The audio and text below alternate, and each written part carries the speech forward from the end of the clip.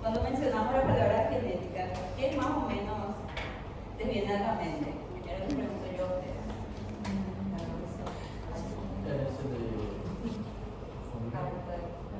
Herencia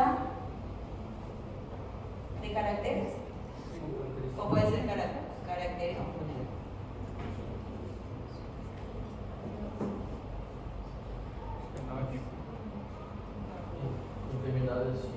Enfermedades genéticas.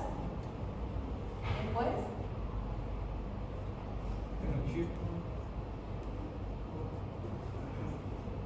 Genotipo. Genotipo. Después. Si hay genotipo, hay fenotipo. Muy bien.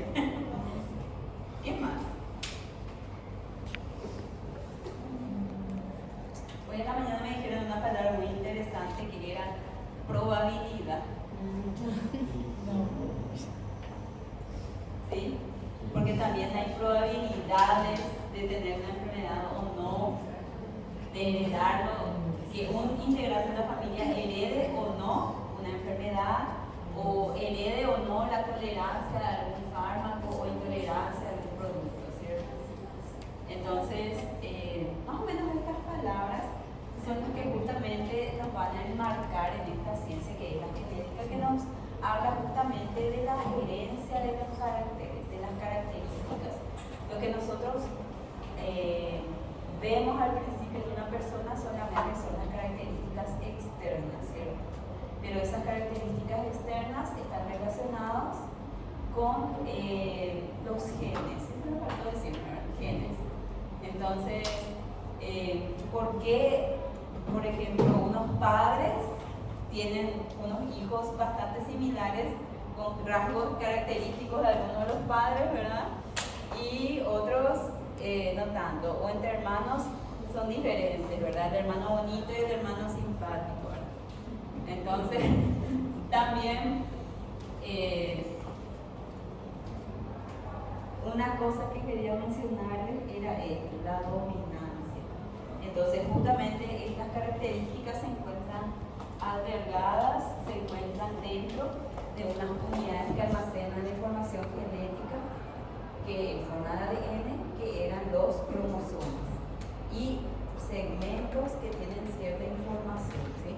Variaciones de los genes que se encuentran en cromosomas, a los cuales le vamos a llamar alelos, ¿sí? Y estos alelos nos van a determinar caracteres dominantes o caracteres recesivos, ¿sí? ¿Hasta acá?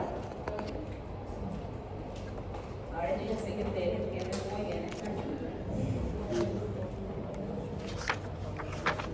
Y esta ciencia, justamente la genética en general, como ciencia, nace justamente con un sacerdote, Mendel, y lo que él hizo fue peor de lo que nosotros hicimos en cuarentena. No tenía nada mejor que hacer este señor. Entonces empezó a plantar arvejas y a clasificarlas y a contarlas una por una. Entonces empezó a mirar el color de las semillas, quiénes eran amarillas, quiénes eran verdes, o las plantas, si tenían tallo alto, tallo bajo, el color de las flores, también la textura, algunas eran lisas y otras eran rugosas. Entonces empezó a hacer la polinización de estas plantas y ver cómo salía la descendencia de una polinización, y empezó a separarlo todo por lotes. Empezó a contabilizarlo también, ¿sí? Entonces, ¿qué es lo que hizo? Encontrar una constancia en las proporciones, que es justamente la proporción, por ejemplo, 3:1, ¿sí? Entonces, ahí también habló él de las probabilidades. ¿Cuáles serían las probabilidades de heredarse a la siguiente generación un tipo de característica? ¿Sí? Esto es la genética en general, que va a estudiar la genética de cualquier organismo vivo. Ahora, cuando estamos hablando específicamente de los humanos, entonces justamente estas características que se heredan en el humano se engloba otra vez como genética humana, y generalmente en una familia nosotros no podemos acudir a esos experimentos de cruzamientos entre familias muy cercanas o grandes poblaciones por el tiempo de reproducción, gestación. Entonces, cuando estudiamos genética humana, lo estudiamos ya dentro de una familia previamente conformada, ¿sí? Buscamos las características. Entonces, debemos tener una simbología.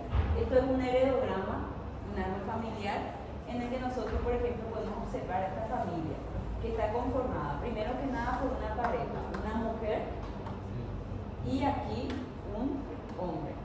Esta línea de unión indica que ellos son pareja y que ellos tuvieron una descendencia. Esta es la línea de hermanos, ¿ven? Y estos hermanos son una mujer y un hombre. Primera generación, segunda generación, ¿sí? ¿Por qué? Porque en el caso, por ejemplo, y otra cosa.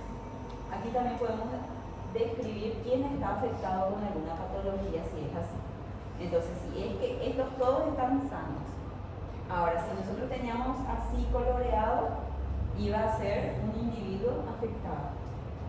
También podemos describir si hubo fallecimiento, ¿sí? También podemos describir en el caso de que sean gemelos. También podemos describir en el caso de que sea adoptado. ¿Por qué? Porque hay familias donde tenemos individuos adoptados que no cuentan justamente en el análisis genético. No podemos nosotros tenerlo en cuenta que es adoptado porque no comparte los genes de la familia, ¿sí? Y también acá se suele indicar con un pequeño triángulo un mal parto, alguna complicación durante el parto. ¿Por qué? Las complicaciones durante el parto pueden traer consecuencias para este individuo. Entonces, probablemente porque tuvo un mal parto, una mala oxigenación o la madre tuvo preeclampsia, entonces puede tener algún tipo de problema que no necesariamente es genético, es un problema externo, ¿sí? ¿Hasta acá todo bien? Entonces, esto vamos a ir trabajando también más para el final del semestre aproximadamente con las situaciones problemáticas, porque algunas veces yo les puedo decir, María está enferma y tiene un hermano que está sano. Así van a ser los problemas que vamos a hacer. María está enferma y María tiene un hermano que está sano. Y el papá de María está enfermo. ¿Entienden? Entonces acá en la primera generación está la enfermedad del padre y acá en la segunda generación está en la hija, por ejemplo. Entonces nosotros lo que hacemos es rastrearle a la enfermedad. Entonces yo les voy a poner haciendo un texto y lo que ustedes hacen es la interpretación, ¿sí? Bravo.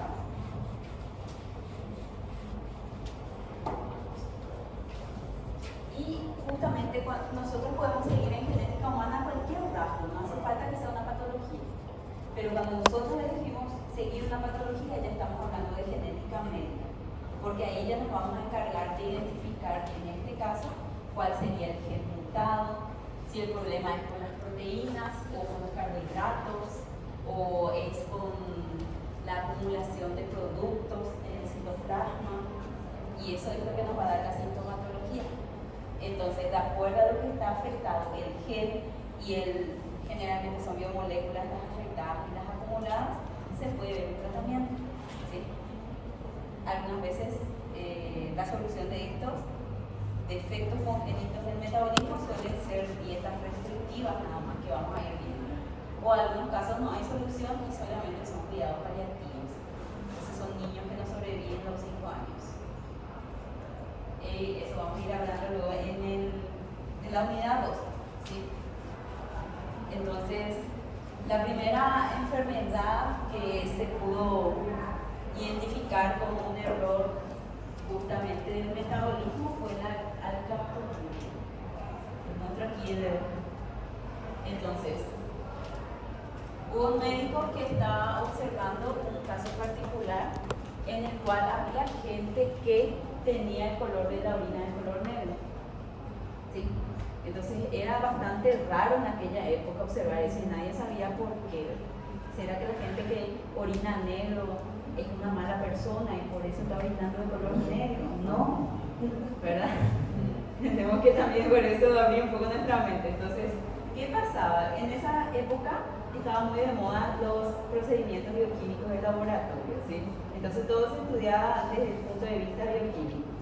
Y este médico, que es Edward Garrod, entonces lo que hizo es justamente identificar qué es lo que estaba fallando, ¿sí? Entonces, al hacer los estudios bioquímicos, lo que hacía él era estudiar las rutas metabólicas. Y lo que hacía él era estudiar las rutas metabólicas de degradación de aminoácidos. Entonces, uno de los productos de desecho era un ácido que se llamaba ácido homogenístico. Esto se tenía que transformar, mejor dicho, en una sustancia que podría ser mejor desechada por la orina y el color iba a ser diferente. Ahora, fallaba una enzima que hacía esa transformación. Entonces, al ver que fallaba esta enzima, entonces él pudo decir, estas enzimas son proteínas, y las proteínas probablemente en aquella época se decían que era material genético todavía, pero estaba relacionada con material genético. Entonces, es una herencia congénita, o sea, está relacionado con material genético. En aquella época todavía se creía que el material genético era cualquier cosa. O sea, o era proteína o era ácido nucleico, todavía no se sabía, ¿sí? Entonces, esta acumulación anormal de este ácido en sangre y en tejidos, uno, producía el color característico de la orina, y dos, con el tiempo, esa acumulación prolongada también hacía que se produzcan problemas articulares en un individuo, en este caso artritis, ya cuando era mayor, de tanta acumulación, ¿sí? Entonces, esta es una pequeña descripción porque hay muchas enfermedades. Incluso es difícil de estudiarlas todas en un semestre porque todo lo que es dolencia genética es una enfermedad rara. Y generalmente nadie quiere enviar un presupuesto nacional ni mundial para hacer ese tipo de estudios, ¿verdad? Entonces, muchas veces por eso es que se les pide mucho a los médicos que cuando ven así casos raros, lo reporten, que hagan su caso clínico, que lo escriban, que lo divulguen, porque es importante justamente para ustedes, otra vez, para la comunidad médica y para la comunidad científica, ¿sí?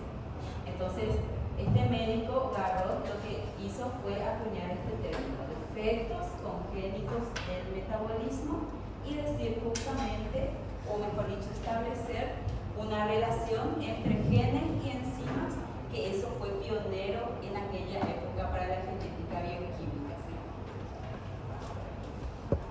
¿Hasta acá todo bien? ¿Sí? Ahora, esto era un médico, pero aquí también tenemos otro tipo de científicos que en genética, tener un ratón de terapia. En genética se puede estudiar desde varios puntos de vista. Se puede estudiar desde el punto de vista de ciencias básicas, utilizando organismos modelos. Por ejemplo, la gravidosis italiana, que es justamente la planta de guisantes que estudió Mendel. Pero también tenemos la Drosophila melanogaster, que es esa mosca que está allá. Voy a poner más para arriba la mosca para que le vean. ¿Vieron cuando dejan la fruta toda podre en su cocina? Y vienen unas moscas bien pequeñas. Esas moscas son las Drosophila melanogaster, moscas de la fruta. Y son organismos modelos que se utilizan en genética justamente para poder estudiar la herencia de algunas características o incluso mutaciones, porque su tiempo de reproducción es muy rápido. En 7 días ya tenemos una generación nueva cada 7 días. Entonces podemos tener poblaciones nuevas de Drosophila cada 7 días y estudiarlo a través del tiempo.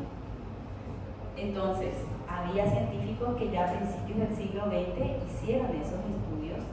Uno de ellos es Walter Sutton, que justamente estudiando, y otra cosa también que tiene la Drosophila es que sus cromosomas son muy grandes. Los cromosomas de las Drosophila son más grandes que los cromosomas humanos. Entonces es más fácil de ver incluso las tinciones de Bandera. Entonces, por eso es que ellos al estudiar a los cromosomas de la Drosophila, este científico propuso que los genes estaban localizados en los cromosomas. Porque él lo que veía era como cromosomas en el microscopio, pero las bandas teñidas, unas líneas, y que esas líneas tenían como tamaños específicos, no eran todos iguales, ¿sí? Y este científico también tenía un alumno en el laboratorio que era Morgan, y una vez que ya Sutton falleció, ¿verdad? No dejó de existir, entonces Morgan ya tomó su puesto en el laboratorio, siguió trabajando con estas moscas y detectó el primer mutante de la mosca de la fruta. Otra vez les muestro. Como pueden ver, ahí hay una diferencia resaltante entre esas dos moscas, ¿verdad? Que es el color de ojos, ¿verdad? Entonces, este sería la mosca normal, silvestre, se le llama fenotipo silvestre. Y lo que encontró Morgan fue una generación de moscas que tenía una despigmentación en la zona ocular, entonces esto era una mutación, ¿sí? Algunas veces nosotros queremos relacionar las mutaciones como si fuera algo de un cómic o un universo luego de Marvel, pero no sé si Marvel lo es. Pero generalmente son solamente pequeñas alteraciones, uno en la síntesis proteica, dos en el fenotipo y tres que puede dar algún tipo de adaptación favorable o desfavorable al ambiente, ¿sí? Entonces, también la parte de investigación básica tuvo bastante aporte para lo que nosotros conocemos como genética actualmente. Y fíjense, ¿por qué es que era tan importante estudiar esto? Al tener varias generaciones de moscas, él también contabilizaba cuántas moscas tienen ojos rojos, cuántas tienen ojos blancos, cuántas son mutantes. Y hacían de a dos características, por ejemplo, ojos y alas. ¿Por qué? Porque ya se mapeaban los genes. Entonces ya sabíamos dónde estaba el gen para el color de ojos y el gen para el tipo de alas, ¿sí? Entonces se hacían unos cálculos de frecuencia de recombinación, se les llama. Y al hacer los cálculos de frecuencia de recombinación, este Morgan asociaba con distancias entre los genes, ¿sí? Entonces, por ejemplo, aquí está el gen A y aquí está el gen B. Entonces, si es que las características, y aquí está el gen B y el gen C.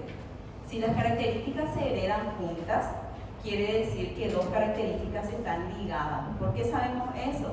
Porque en meiosis había recombinación de alelos, ¿se acuerdan?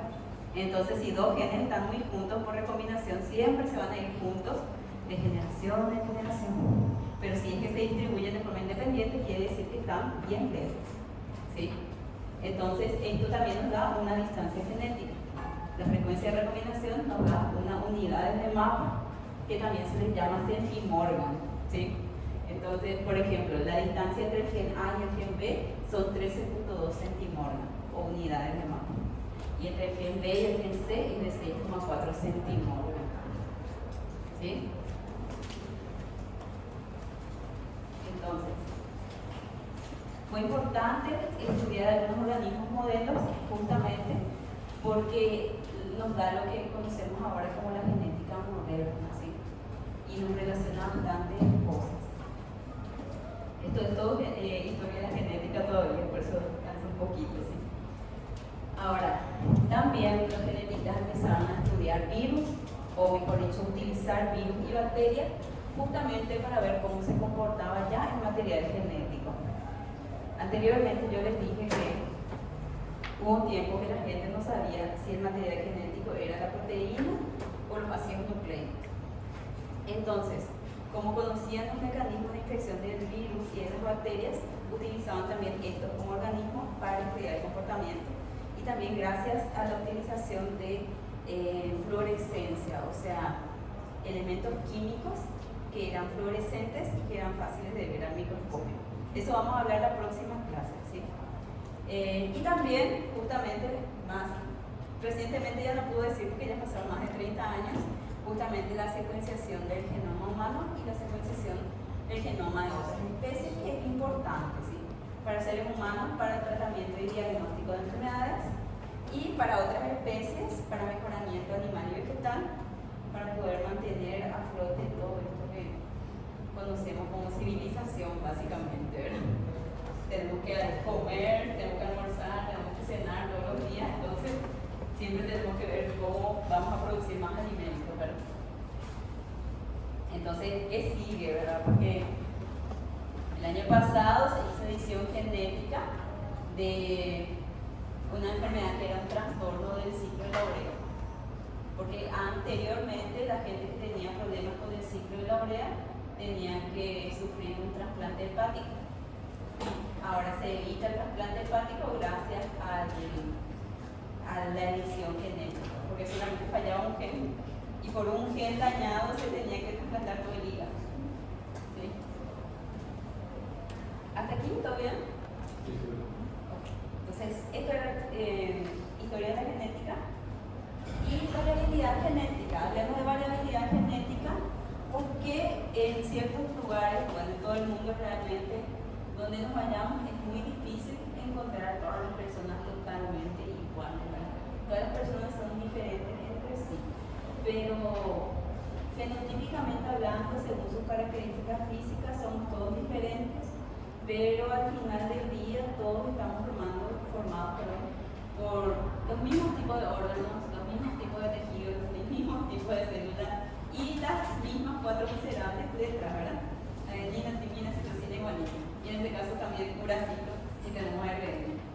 Entonces, ¿en dónde va a radicar la variabilidad de las poblaciones? ¿Por qué somos tan diferentes? Y también, ¿por qué algunos fenotipos tienen más éxito en ciertos tipos de clima? ¿Verdad?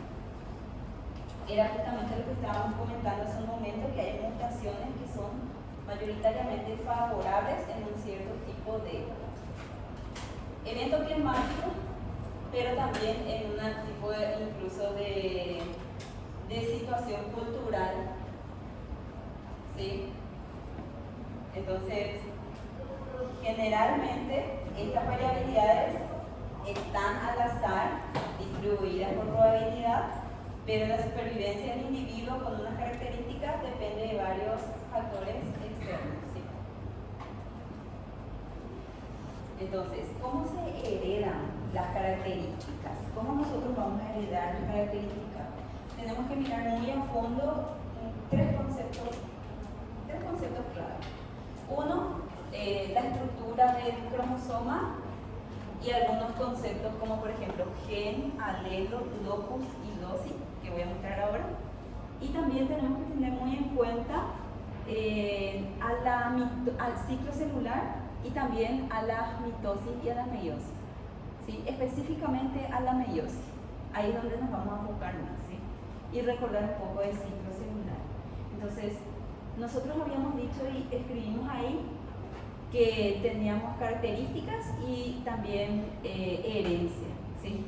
Entonces, ¿dónde van a estar alojadas esas características? Si nosotros hablamos, ¿quién va a tener la información para determinar una característica en un individuo, en este caso en un ser humano?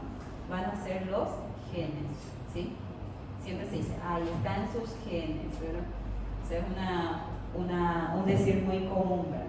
Entonces, en un cromosoma nosotros vamos a tener que va a estar formado por DNA unido a proteínas histonas. Eso nos va a formar una cromatina que cuando se condensa hace que sea visible el cromosoma, ¿cierto? Este es el cromosoma que nosotros le conocemos. Ahora, solamente un segmento de DNA que codifica para una proteína, esto es un gen, ¿sí? Y los genes muchas veces tienen variantes, o sea que podemos tener dos genes que codifican a la misma proteína, solamente que algunos tienen algunas variaciones aquí a nivel nucleotídico, ¿sí? Entonces, cuando hablamos de variantes de un gen, estamos hablando de alelos. Algunas veces en algunos libros también les llaman genes alelos. ¿Sí? Entonces, ¿qué era un gen? Fragmento de ADN que contiene la información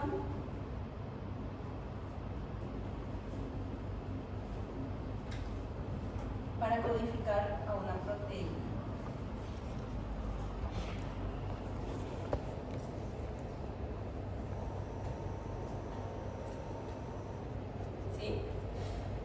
Ahora, la variante de un gen, a eso le llamamos alelo, ¿sí? Entonces, variante de un gen.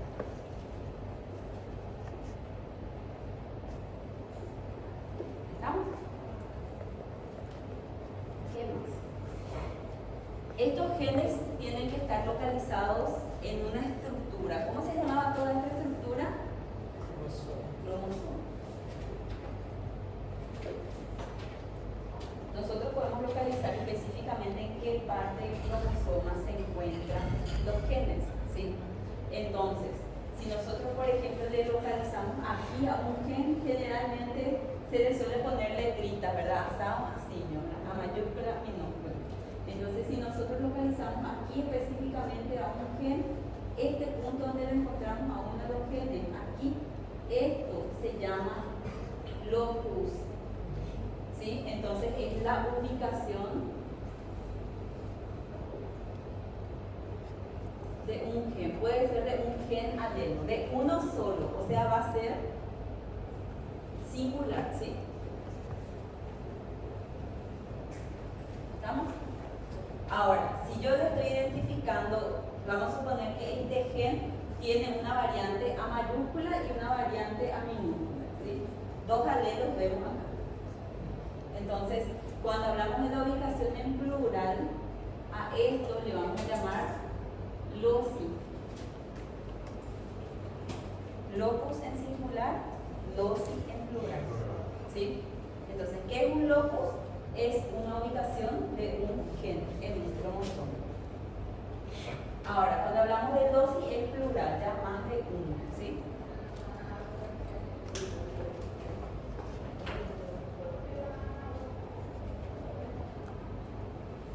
Entonces, es por eso que en los libros de biología, cuando hay ilustraciones de quiasma, de nicoteno, no processo de crossover,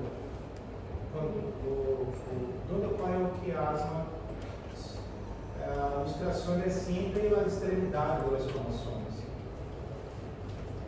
Sí. Então, a ubicação é assim.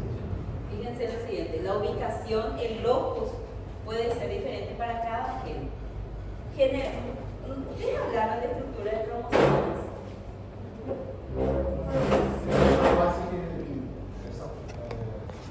digamos meiose essa parte do só. Bueno, es lo siguiente. Imagínense lo siguiente. Las partes del cromosoma, repito, o sea, voy a decir que seguro nunca, o sea, algunos ya saben, pero otros no, ¿verdad? Entonces, estos cromosomas aquí, en esta parte les llamamos centrómero, ¿verdad? Y aquí en los extremos mismos no hay ninguna información que codifica proteína, porque es como si fuera que es un remate que evita que se degrade el ADN durante cada división. Esto le va a dar longevidad a nuestra célula. Entonces, esto se va a llamar telómero. ¿Sí? Cuanto más largos los telómeros, más nueva la célula. Cuanto más corto el telómero, más vieja la célula porque sufrió más divisiones. Y si tenemos también problemas con el telómero, también podemos tener uno envejecimiento prematuro, dos cánceres. Pero toda esta parte, aquí podemos tener información para una proteína, aquí información para otra, aquí información para otra. Entonces, aquí lo que estamos viendo son varios locus. ¿Me entienden? Y por ejemplo, el loci para un gen es. ¿Sí? Entonces, no es que solamente que cuando se explica recombinación, solo sea el ejemplo de un gen, que era justamente lo que yo también voy a mostrar ahora. ¿Sí? Pero justamente hay que tener bien fijo este concepto de la estructura del cromosoma y de esos cuatro, ¿verdad? Gen, alelo, locus y loci para poder avanzar. ¿Sí? ¿Preguntas hasta acá? Gracias.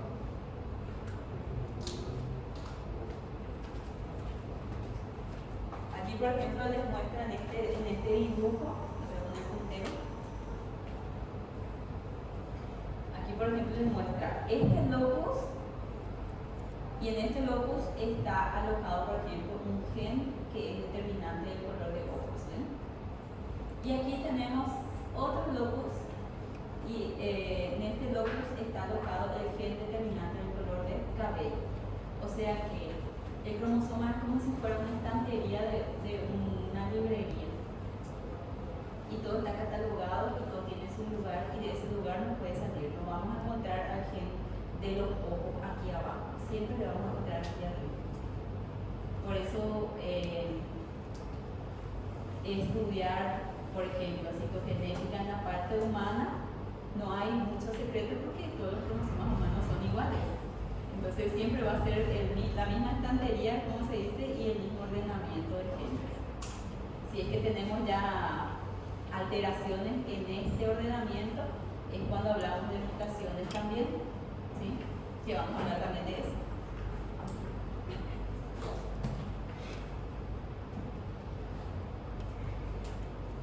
Y vamos a recordar ciclo celular y meiosis.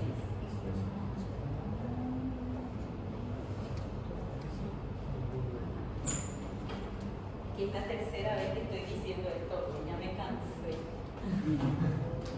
La segunda vez ya me cansé.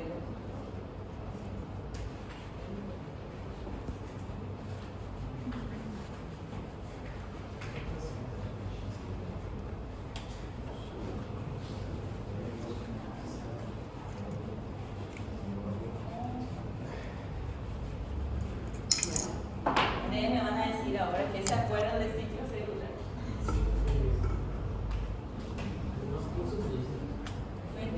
Es un círculo.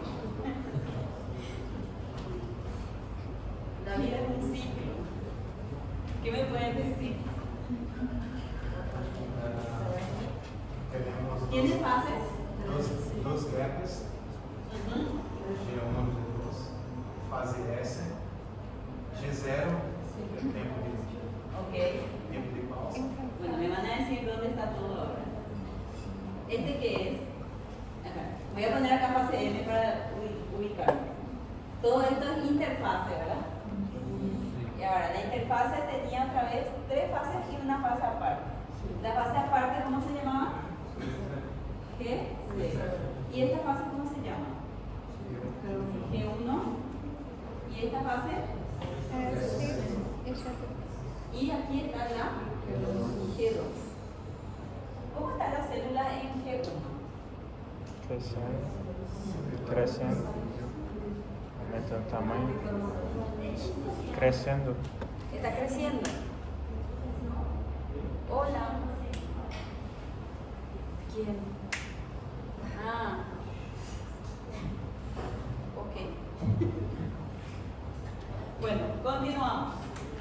G1 é uma fase de pausa.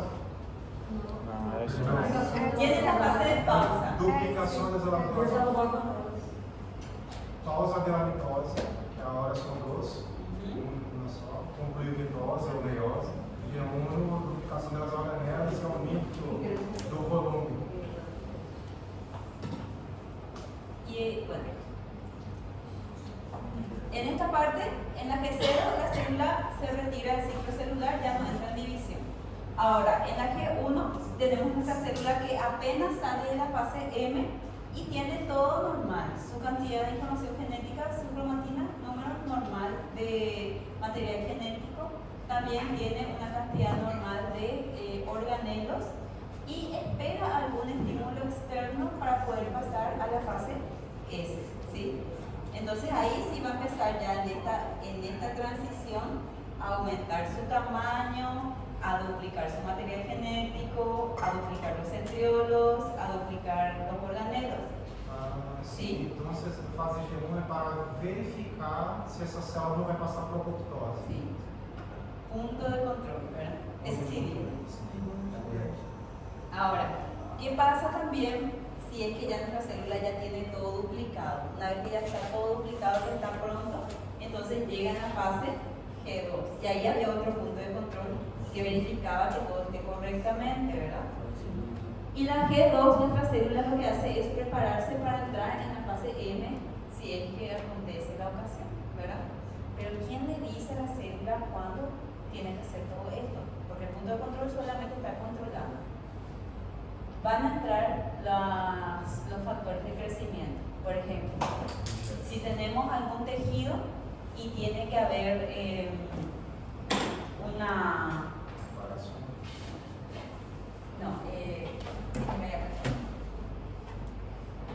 tiene que haber una mitosis porque tiene que regenerarse el tejido, ¿sí? Ya pasaron a mejor vida un grupo de células, entonces tienen que entrar nuevas células, ¿sí? Entonces, ¿qué va a pasar aquí? Como el cuerpo madre está todo delimitado, las células ya tienen receptores, ¿verdad?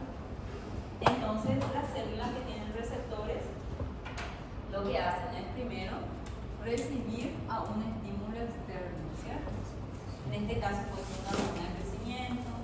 Entonces, la hormona de crecimiento lo que va a hacer es activar nuestro receptor aquí, que va a permitir la fosforilación de esta parte del receptor.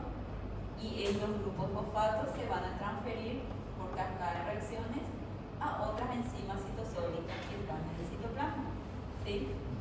Y generalmente estos son los que van a inducir justamente que estas células que estaban tranquilas de que no pasen a fase S, ¿sí? Entonces aquí vamos a tener también una sustancia, unas proteínas que se van a llamar ciclinas y quinasas. Ciclinas y quinasas.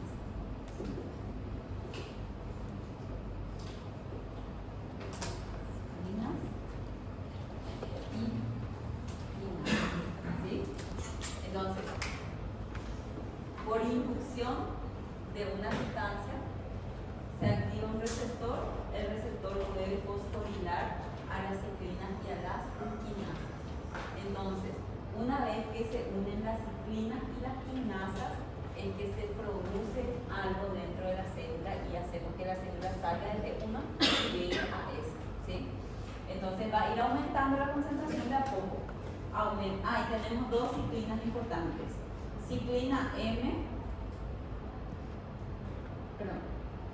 G1 primero y luego ciclina M.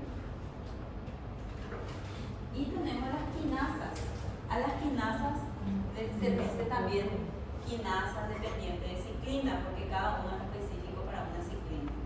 Entonces, el que corresponde a G1 se le abrevia como CDK2. Y el que se une con la ciclina M se le dice CDC2. ¿Sí? Entonces, fíjense en lo siguiente. Se une sustancia inductora a un receptor, receptor se activa.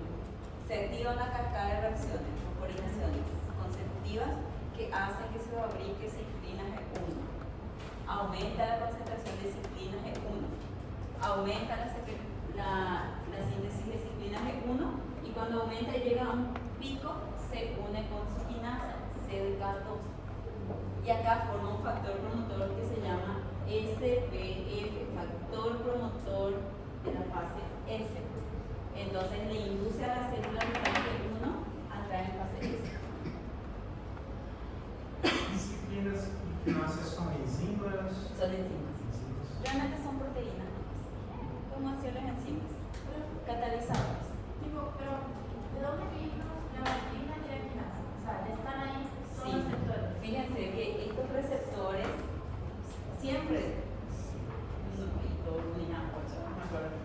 cuando se activa un receptor, aquí tenemos enzimas citosólicas que lo que hacen es recibir fosfato. Y muchas veces cuando se activan estos, activan a los genes que están en el núcleo. Y los genes que están en el núcleo sintetizan las proteínas ciclinas y quinasas. Entonces viene la hormona. Sí. La hormona llega, Se une al receptor. se une al receptor. El receptor Se va activa. a activar la produce y va al gen y el gen produce ciclina y quinasa. ¿Sí? Entonces es una cascada de reacciones. ¿Estamos? Entonces va a ser como un dominó que se va cayendo todo el mundo. Y fíjense también en lo siguiente. Se forma aquí nuestro factor promotor de la fase S. Entonces, aquí en G1, nuestra célula no se estaba dividiendo, estaba quieta, estaba tranquila, estaba normal. Y voy a dibujarles lo siguiente. Aquí sería esta nuestra célula. Nuestra celulita. Que tiene aquí. Si es una célula diploide, porque siempre partimos de una célula diploide, vamos a tener un cromosoma heredado de la madre y otro cromosoma heredado del padre, y siempre van a estar en pares, ¿sí? Entonces, ¿qué hace el SPF? Hace que los ADN que están aquí almacenados se abran los puentes de hidrógeno y queden sueltos por partes, y se abran unas horquillas de replicación. Entonces, si nosotros le volvemos a hacer acá un zoom a esto, por ejemplo, en este punto se abre una horquilla de replicación, entonces el ADN se rompe en los puentes de hidrógeno aquí y hace que salga duplicado el DNA. Entonces esto es lo que le va a dar la forma característica y va a ser visible más adelante al microscopio, y es lo que nosotros vamos a ver como la duplicación del material genético en la fase S y que le va a dar la forma del cromosoma.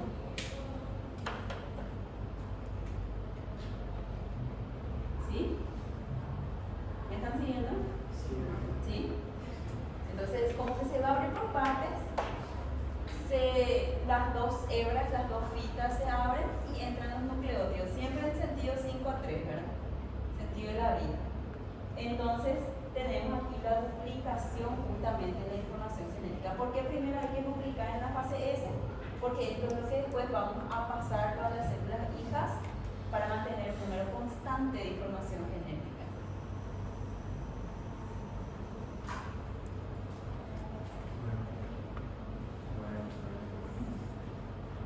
O processo do auxilianismo. O factor genético está no nucleolo, os ribosomas começar a produzir para a duplicação. Fíjense en lo siguiente. Aquí solamente estamos hablando de interfase.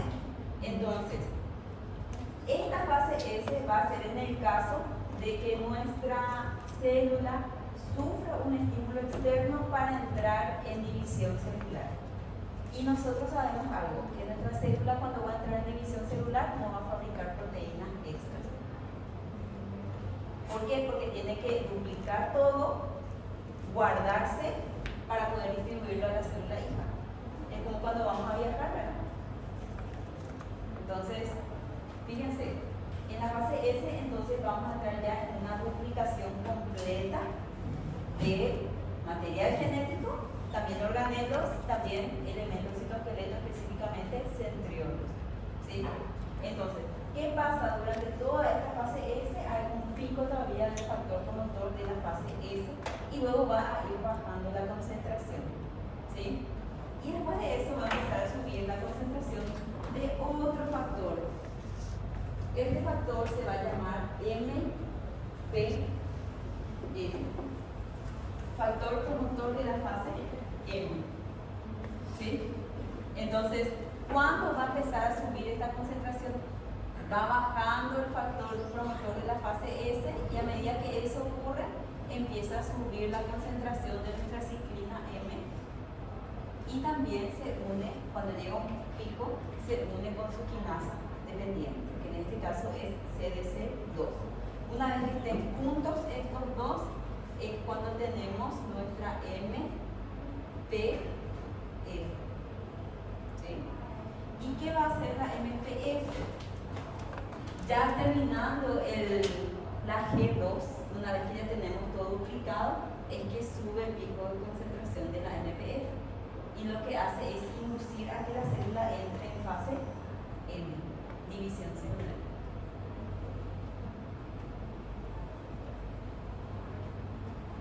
¿Hasta aquí? ¿Estamos bien?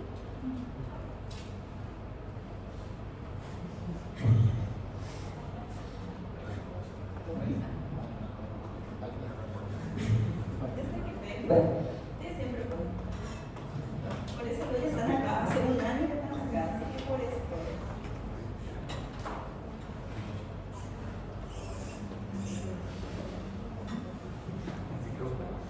Y era muy importante dar más por la biología, ¿verdad? Sí, yo también decía.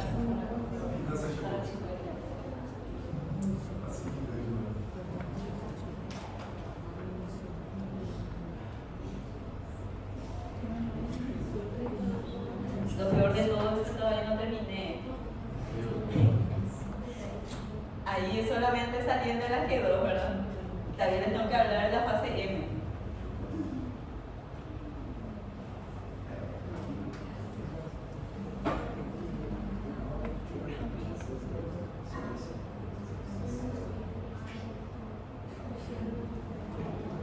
Fíjense en lo siguiente, quería comentarles algo. Y ustedes creo que ya me van a poder responder esto. ¿Qué necesita una célula antes de entrar en división celular? Por ejemplo, si va a entrar en mitosis. ¿Qué necesita hacer la célula primero que nada? Ya que estamos en G2 todavía. ¿Cómo se tiene que preparar la célula antes de entrar en división celular? ¿Cómo se tiene que preparar? ¿Sí? Ya tenemos duplicado el material genético. Ya tenemos todo duplicado. Aparentemente aquí, al terminar G2, nosotros ya tenemos duplicado el material genético.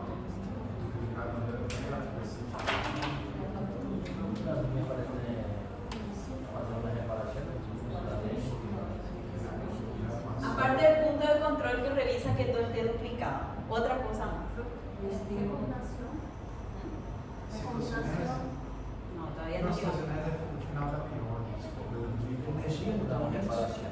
Va a necesitar energía y ya está utilizando energía. También. ¿Para qué va a utilizar la energía y los nutrientes de esta célula para poder entrar con todo en la fase M?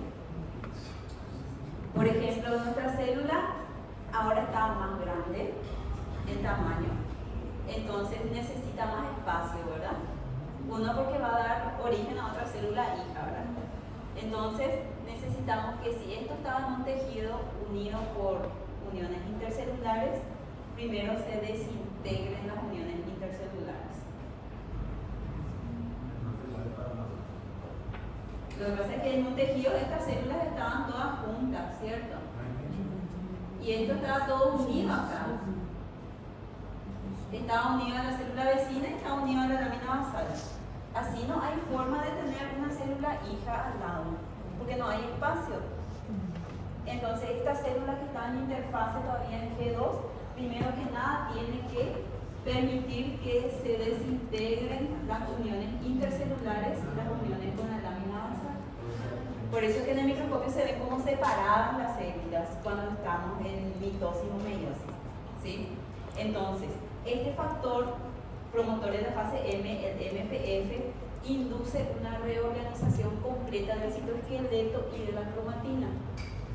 Entonces va a hacer que, primero que nada, estas filas de ADN se compacten mucho más y se acorten, se engrosan más, ¿sí?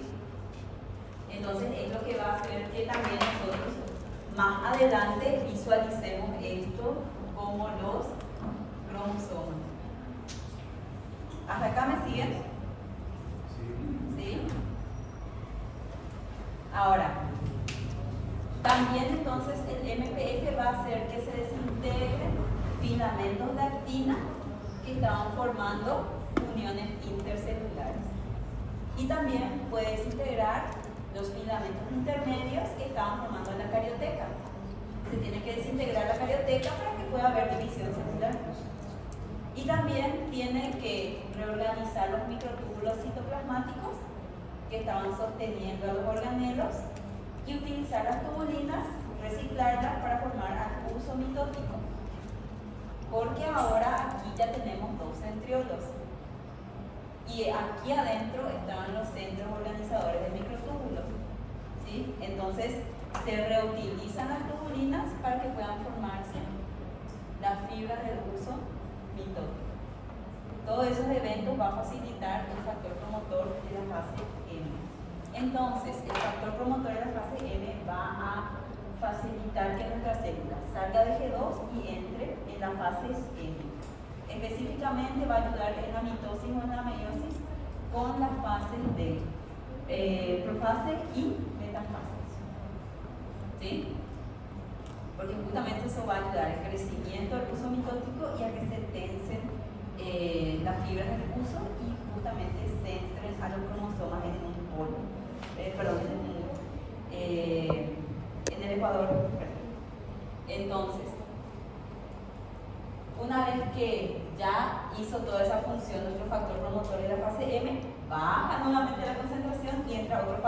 promotor que se llama factor promotor de la anafase.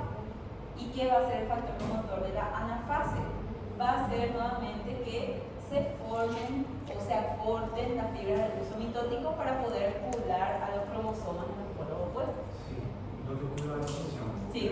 Esta metafase no ocurre solamente no proceso de mitose-meiose. Sí. Entonces esto va a determinar justamente la distribución oportuna de los cromosomas. Si es que hay una falla a nivel de microtúbulos, tenemos una no distribución. Y eso nos puede dar una aberración cromosómica y nos puede dar una sintomatología. Então, eu não percebi, então, qual é o estímulo que a senhora perguntou que precisa para entrar no processo de mitose? Depende de tu tejido. Por ejemplo, Que no caso é se desprender. claro, porque fíjense, cada tejido va a tener una sustancia inductora, un factor de crecimiento, por ejemplo, para epitelio, si es epitelio, un factor de crecimiento, no sé, para, a ver qué puede ser, para eritrocito, qué sé yo, ¿sí? Entonces cada uno va a tener diferentes factores de crecimiento específicos, ¿sí? Que es lo que se unía al receptor. Imagínense todo lo que puede causar un receptor, ¿verdad? Entonces, pero también puede haber varias fallas. Puede haber fallas en la formación de cisteína y quinasa, puede haber una falla en la replicación del material, o incluso puede haber, durante la replicación del material, pueden colocarse, por ejemplo, nucleótidos que están mutados por exposición a algunos compuestos químicos. Entonces puede ser que las mutaciones se hereden en las células de hijos, ¿sí? O también puede haber fallas con los microtúbulos y eso va a hacer que se distribuyan mal las informaciones genéticas. Hay células que pueden ir vacías del cromosoma y otras que tienen doble, por ejemplo. ¿Sí? ¿Hasta acá estamos bien?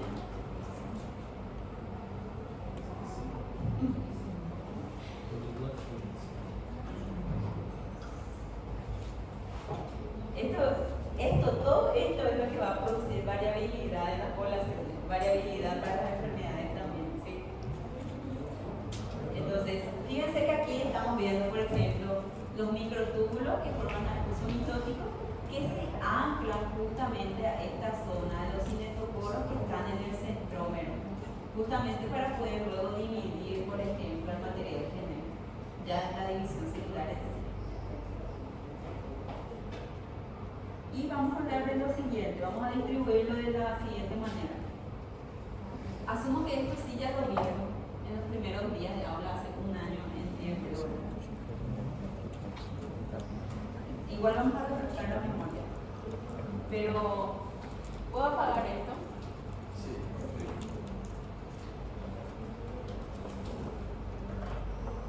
Pero vamos a hacerlo con un ejemplo así gracioso para recordarnos siempre del proceso.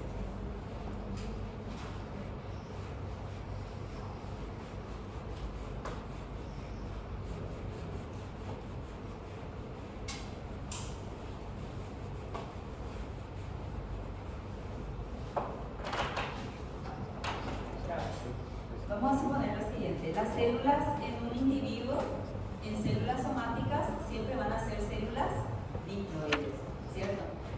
Entonces, siempre, ¿qué quiere decir eso? Por ejemplo, el cromosoma 1 va a tener su par, ¿sí? Entonces, yo, que soy un individuo que es diploide, voy a tener un cromosoma 1 que heredé de mi mamá y un cromosoma 1 que heredé de mi papá, ¿sí? Entonces, en conjunto, los genes alelos pueden ser diferentes o pueden ser iguales para una característica, ¿tá? Entonces, muchas veces en una célula, al terminar justamente nuestra fase G2, tenemos aquí nuestros cromosomas. Y estos cromosomas ya tienen las cromátidas hermanas porque es la información duplicada, ¿sí?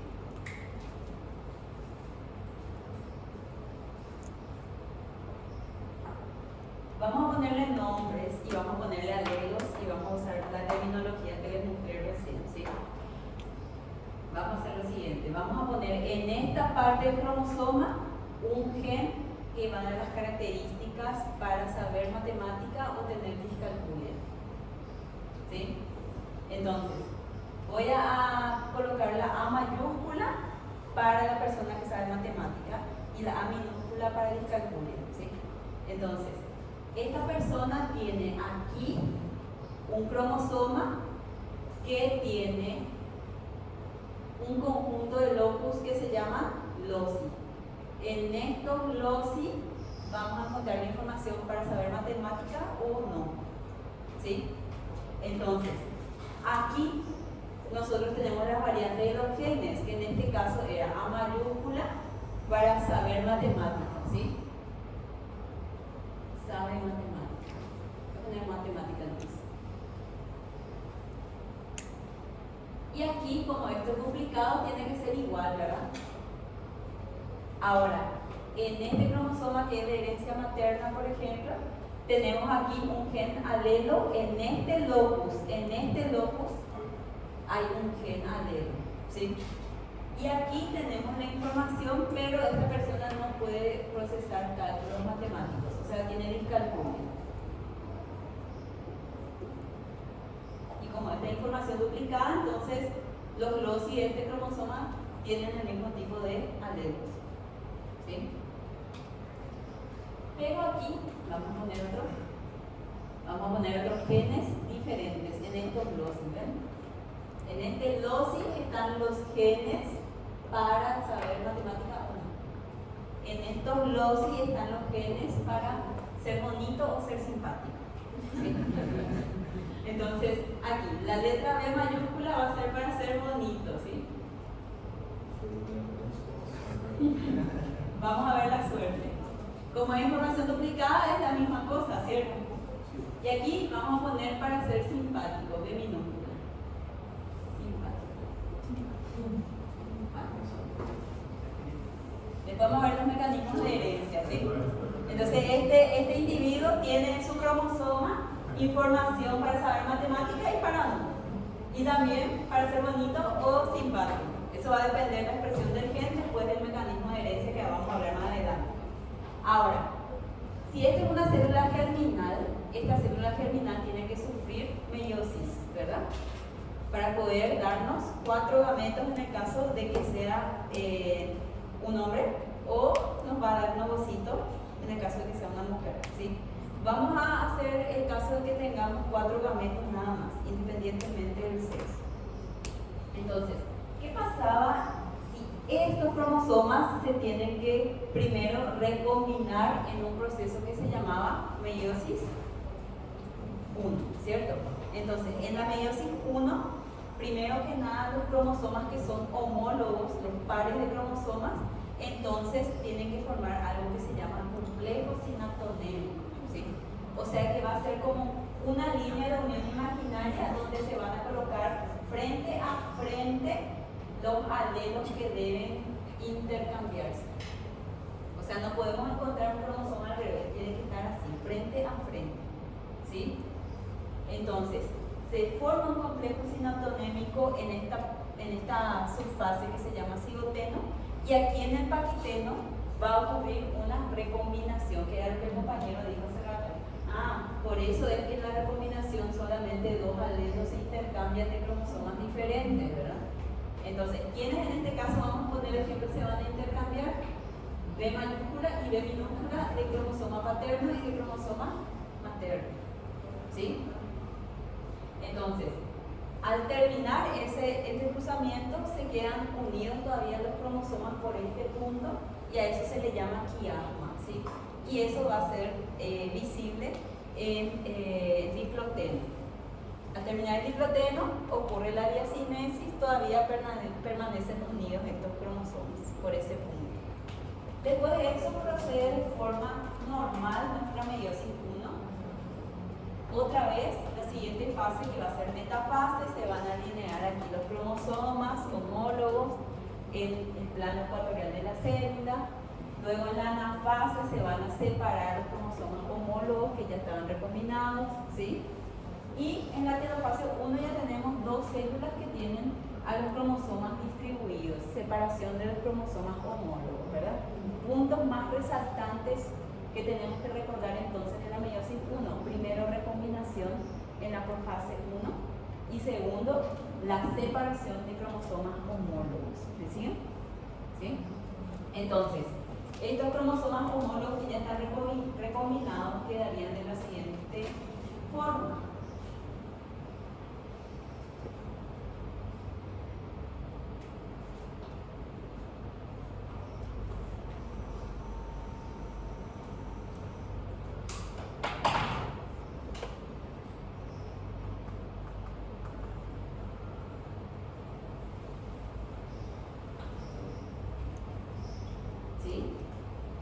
¿Qué es lo que nosotros estamos viendo acá?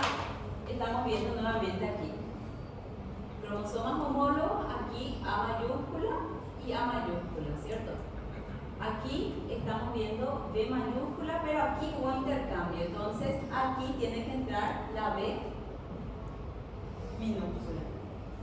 Y aquí en el otro cromosoma queda la B mayúscula. Aquí queda igual, B minúscula, ¿cierto? Y aquí arriba A minúscula y A minúscula. Al terminar eso en la profase 1, después ocurre todo y nuevamente se tienen que separar los cromosomas homólogos. Esto va en una célula y esto va en otra célula. ¿Me siguen? Entonces al terminar la meiosis 1 tenemos dos células hijas y estas dos células hijas nuevamente tienen que entrar en una división que va a ser la meiosis 2. Y ahí ¿qué va a ocurrir principalmente? La separación de las cromátidas hermanas. ¿Sí? Las cromátidas hermanas.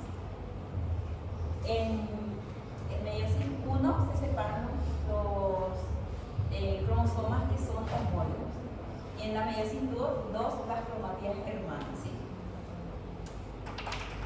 Voy a dibujar otra vez mi cromosoma para identificarle a los hijos. Y después vamos a hablar de probabilidades. ¿Sí? Entonces, nuevamente, A mayúscula, y aquí queda B mayúscula y B minúscula, ¿cierto? Y en este caso aquí queda A minúscula, B mayúscula y B minúscula, ¿sí? Estas son las células hijas, ya cuando se separaron los cromosomas homólogos como resultado de la división, la primera división meiótica. Ahora, en la segunda división meiótica se usa para separar a las cromátidas de los cromosomas. Entonces, como resultado, me van a dar 4 células hijas diferentes entre sí. Si yo separo las cromátidas de este cromosoma, ¿cómo me va a quedar la primera célula? ¿Con qué alelos? A mayúscula. B minúscula. Se separan así. A mayúscula, B mayúscula. ¿Y cómo me va a quedar la segunda célula? ¿Y cómo me va a quedar la tercera célula? ¿Y cómo me va a quedar la cuarta célula? O sea que este gameto va a aportar la información para poder saber matemática y también ser bonito, ¿verdad? Este gameto me va a aportar la información para saber matemática, pero ser simpático. Este gameto me da la información para no saber matemática, ¿verdad? Discalculia, pero ser bonito. Y este gameto va a tener la información para discalculia y simpático. Buena persona, ¿verdad? Entonces, se dan cuenta que es un juego de probabilidades. Nosotros somos unos dados tirados al azar, ¿verdad? Un juego de azar prácticamente. Entonces, nosotros podemos predecir las probabilidades, por ejemplo, de que un gameto sea de una forma y de que un individuo también sea de otra forma. Eso es lo que vamos a ir haciendo. Entonces, ¿qué es lo que nosotros estamos viendo acá? Variabilidad genética. ¿Y quién fue responsable de esta variabilidad genética? no la suerte nomás, la división meiótica, ¿verdad? La meiosis 1 para poder recombinar a los alelos y la meiosis 2 para poder segregar esas características de forma aleatoria. Entonces aquí tenemos 25% de probabilidades para cada caso.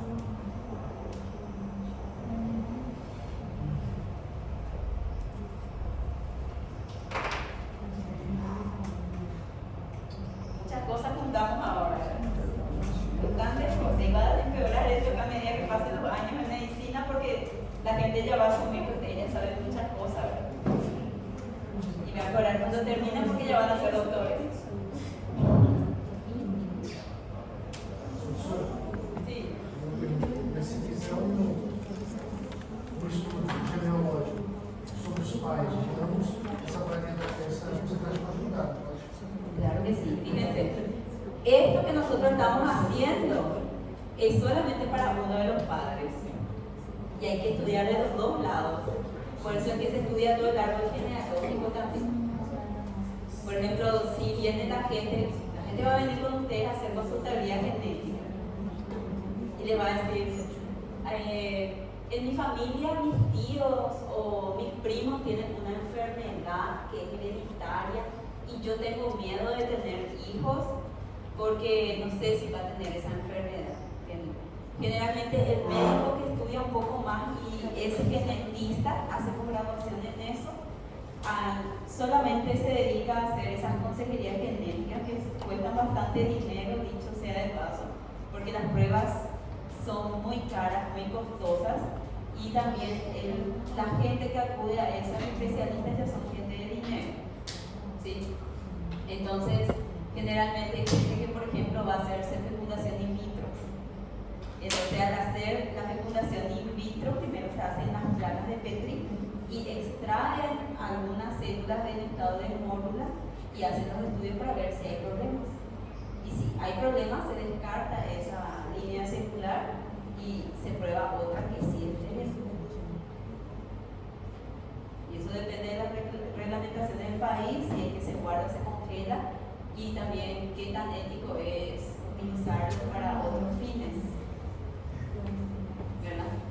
Entonces, justamente estos médicos genetistas lo que hacen es trabajar con laboratorios especializados en la parte genética y ellos hacen las asesorías.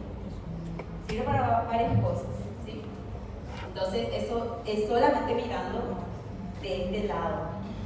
Ahora, en síntesis, todo lo que nosotros acabamos de decir, podemos englobarlo en dos puntos principales, ¿sí? Justamente cuando hablamos de meiosis, podemos decir que la meiosis va a ser responsable entonces del mantenimiento de la constancia de la información genética. Porque siempre al tener gametos haploides, al fecundarse, vamos a tener cigotos diploides.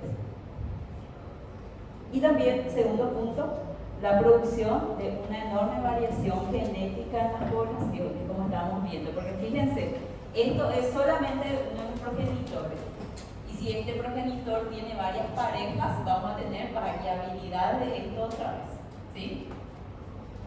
Por eso es mucho más ventajoso y mucho menos probable, por ejemplo, encontrar enfermedades genéticas en poblaciones que son muy diversas, ¿entienden? Pero en poblaciones que son muy cercanas, comunidades cerradas, siempre encontramos, por ejemplo, niños que tienen enfermedades genéticas, que es justamente también lo que ustedes tienen que contemplar al recibir sus pacientes, ¿verdad? Depende de dónde estén. Y nuevamente recalcando puntos importantes, consecuencias genéticas de la meiosis. Reducción, número 1, reducción del número de cromosomas de diploide a haploide. Este paso es esencial para la formación de gametos. Segundo punto, segregación de los alelos en la meiosis 1 o en la meiosis 2, de acuerdo con la primera ley de Mendel. Tercero, distribución del material genético por reparto aleatorio de los homólogos, de acuerdo con la segunda ley de Mendel. O sea, está todo relacionado acá. Y cuarto, esta distribución adicional del material genético por entrecruzamiento nos va a ayudar a incrementar la variación genética y también es determinante para poder asegurar una normal disyunción cromosómica, una normal distribución. ¿Sí? Professor, ¿Sí? existe alguns genes mais fortes do que outros, por exemplo, na sectaria 1, e na sectaria 1. Sí. Fíjense que van a haber tipos de dominancia, o sea que van a haber genes que le van a enmascarar a otros, van a haber genes que son más fuertes que otros, van a haber genes que se expresan con la misma fuerza y van a haber genes que se expresan con menor fuerza. Y cada característica va a tener un mecanismo de herencia distinto. ¿Sí? Y también van a haber genes que van a estar localizados en varios glossos, en varias partes del cromosoma. Entonces, por ejemplo, la estatura, porque las estaturas no son, por ejemplo, en una familia, no es exactamente 1,50 m. Siempre es 1,52 m, 1,53 m, 1,70 m, porque justamente eso va a ser el resultado de conjuntos de genes distribuidos en un cromosoma. Pero ahora van a haber características más fijas, como por ejemplo, ¿qué puede ser? Resistencia al alcohol o también tolerancia o intolerancia a la lactosa. Puede ser que alguno sea incluso una mutación que fue simplemente favorable a lo largo del tiempo y que nosotros arrastramos. ¿Sí? Voy a preguntar algo por ustedes ahora, ya que ustedes me preguntaron todas las cosas. Entonces, para fijar un poco los conceptos, vamos a fijar los conceptos. Acá yo les pongo, para recordar, dice, la meiosis consiste en dos procesos diferentes, meiosis 1 y meiosis 2. La meiosis produce 4 células haploides genéticamente variables. Los dos mecanismos responsables para la variación genética son entrecruzamiento y distribución aleatoria de los cromosomas maternos y paternos. Y la evaluación de conceptos dice: ¿cuáles de los siguientes eventos ocurren en la meiosis 2, pero no en la meiosis 1? Opción A, entrecruzamiento. Opción B, contracción de los cromosomas.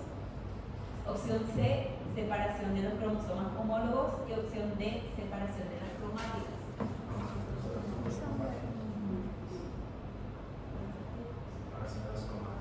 Separación de las cromátidas. Separación de las cromátidas. Muy bien.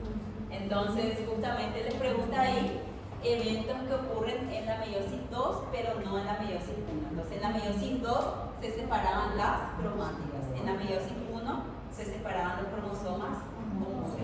Perfecto. ¿Entienden? Y hablemos, para terminar, ya ahí les dejo, ¿sí? Hablemos de la no disyunción. Hace rato decíamos que los procesos de meiosis nos daba una disyunción, ¿verdad? Una buena disyunción de las cromátidas.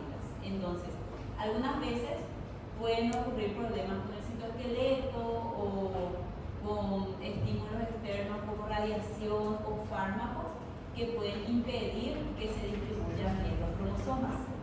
Y en este caso, cuando no se distribuyen bien los cromosomas, hablamos de no disyunción, ¿sí? En esta imagen voy a poner ahí para que puedan ver mejor. En este caso, tenemos a la no disyunción que se da en la primera división meiótica. Aquí. En la primera división meiótica normalmente se tenían que separar los cromosomas homólogos, ¿verdad? Que es lo que me dijeron hace un momento. Entonces, ¿qué ocurre si no hay una buena separación? Ocurre una no disyunción. No se separan los cromosomas homólogos. Entonces, los cromosomas homólogos van juntos a una célula y aquí queda vacío. Entonces, ¿qué nos va a producir esto ya como resultado en la meiosis 2? Células que están vacías, les falta un par cromosómico, o mejor dicho, una célula haploide, y otra célula que ya tiene 2, ¿sí? Entonces, en este caso ya tiene las dos informaciones materna y paterna. ¿Y qué pasa? Los gametos siempre tienen que ser haploides. En este caso, este gameto queda y se le llama nulisómico. Voy a poner más arriba para que vean. En este caso, a nuestro gameto le decimos que es nulisómico. Fíjense. ¿Por qué? Porque le falta información genética de un cromosoma. Completamente le falta. Hay nula información. En este caso, este gameto ya tiene dos informaciones, entonces se le llama gameto disómico. ¿Sí? ¿Qué pasaría si este gameto es fecundado por un gameto normal? Que es haploide. Es una toalla. Si, por ejemplo, se fecunda aquí un cigoto y solamente este cigoto va a tener una de las informaciones genéticas, no va a tener el juego de otro. Entonces aquí vamos a hablar de una monosomía. ¿Sí? En cambio aquí tenemos un gameto que es disómico.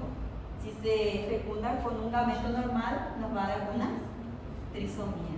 Vamos a tener un exceso de información. Entonces, es peligrosa la no disjunción en la meiosis 1 porque todos los gametos tienen riesgo de, al ser fecundados, tener monosomías o trisomías. 50% de probabilidades para monosomías, 50% de probabilidades para trisomías. ¿Sí? Y es menos peligroso la no disjunción en la meiosis 2. ¿Por qué? Porque en la meiosis 2 se tienen que separar solamente las cromátidas hermanas. Entonces puede ser que ya tenemos acá los cromosomas homólogos separados y puede ser que solamente en una de estas células ocurra la no disyunción. Entonces en este caso tenemos aquí un gameto que es disómico. Si se fecunda con un gameto normal nos va a dar una trisomía.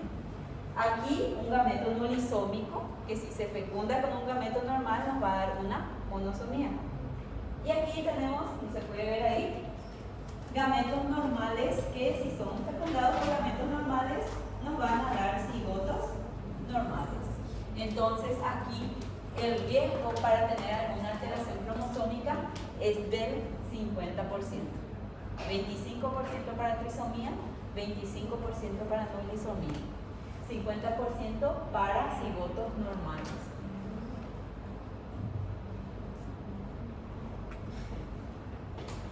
¿Se dan cuenta? Todo lo que yo hablé se resume en ese dibujo, ¿verdad? Vamos a hablar mucho de esto, gente, mucho. Última pregunta, ya les dejo, ahora sí ya les dejo, les prometo que ya les dejo. Vamos a leer juntos, ¿sí? Ya les voy a dejar. Dice, las células se reproducen a través de la copia y separación de su información genética seguida de la división. Dado que las células eucariontes tienen cromosomas múltiples, existen mecanismos para asegurar que cada célula nueva reciba una única copia, un juego de cada cromosoma. La mayoría de las células eucariontes es diploide y sus dos conjuntos de cromosomas se pueden ordenar en pares homólogos. Como hace rato ordenamos a este par homólogo, ¿sí? Por ejemplo, este es el par de cromosoma 1 y yo puedo dibujar otro par de cromosoma 2, ¿sí? Ahí hasta los 23 pares. Entonces, la pregunta es, ¿las células diploides tienen dos cromosomas, dos juegos de cromosomas, un juego de cromosomas o dos pares de cromosomas homólogos?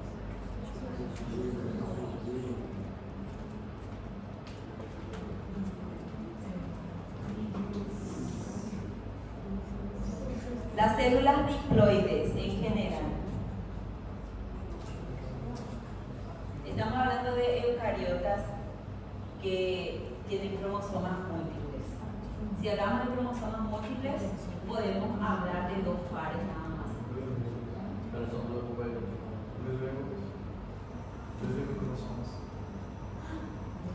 Dos juegos de cromosomas. Entonces tenemos un juego materno y un juego paterno para cada número de cromosomas. ¿Estamos? Bueno, eso es todo, gente. La próxima vamos a seguir con eso.